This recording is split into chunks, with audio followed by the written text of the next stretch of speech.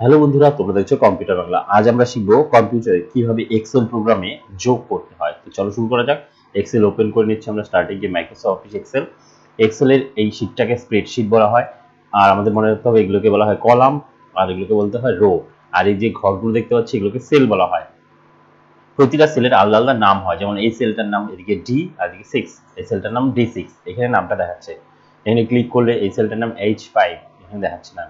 তো প্রতিটা সেলের আলাদা আলাদা নাম হয়। তো এখানে আমরা যদি যোগ করতে চাই, যোগ করতে গেলে কি করতে হবে দেখে নিচ্ছি। প্রথমে আমরা একটু জুম করে নিচ্ছি।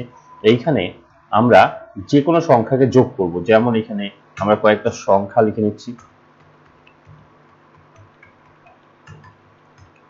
এই কয়টা সংখ্যাকে যদি যোগ করতে চাই তাহলে ফর্মুলা বসাতে হবে। আর যোগের ফর্মুলা হলো এখানে সমান সমান দিয়ে ইকুয়াল দিয়ে আমাদের লিখতে হবে সাম। সাম আমরা ক্যাপিটাল লেটারে লিখতে পারি অথবা স্মল লেটারে লিখলেও হবে। আর এইখান থেকে যেহেতু এই অবধি যোগ করব, এর জন্য আমাদের এই প্রথম সেলটার নাম দিতে হবে ফার্স্ট ব্র্যাকেট দিয়ে। শিফট ধরে 9 প্রেস করব, ফার্স্ট ব্র্যাকেট চলে আসলো। এবার এই ঘরটার নাম হলো এদিকে বি আর এদিকে 3, এর জন্য আমরা লিখে নেব B3। আর ইস্টু দিব, ইস্টু দিয়ে এই ঘরটা লাস্ট সেলটা মানে এখান থেকে এই অবধি যোগ করব, এর জন্য এই ঘরটা তোর নাম লিখলাম, এই সেলটার নাম লিখব জি আর এগুলো 3G3, ব্র্যাকেট ক্লোজ, এন্টার। যোগফলটা কিন্তু চলে আসলো। তো এইভাবে যোগগুলো আমরা বড় বড় যোগ আমরা বের করে দিতে পারি এক্সেলের মাধ্যমে সহজেই। তো এই যোগটা আমরা আরেকটা পদ্ধতি দেখে নিচ্ছি। ধরো আমরা এখানে বসালাম কতগুলি সংখ্যা, এই সংখ্যাগুলোকে যোগ করব।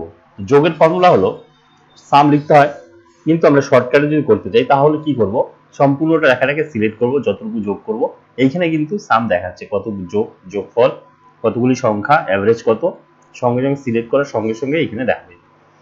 অথবা এটা সিলেক্ট করে আমি এখানে যদি আমাদের দরকার হয় তাহলে আমরা এইখানটায় লেখা আছে অটো সাম, যখনই আমরা অটো সামে ক্লিক করব অটোমেটিক যোগটা কিন্তু পাশাপাশি চলে আসবে। এইভাবে আমরা যোগ করতে পারি, ঠিক আছে।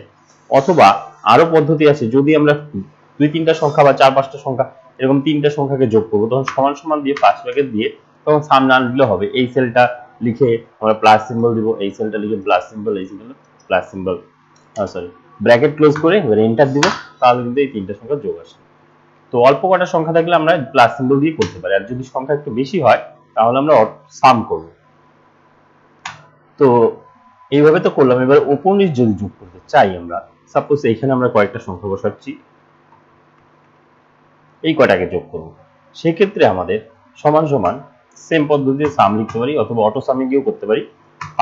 ফার্স্ট ব্র্যাকেট দিয়ে এখানে প্রেস করে টানলে অটোমেটিক সেলগুলো চলে আসবে, ব্র্যাকেট ক্লোজ করে এন্টার দিলে অটোমেটিক উপর নিচ যোগটাও চলে আসলো।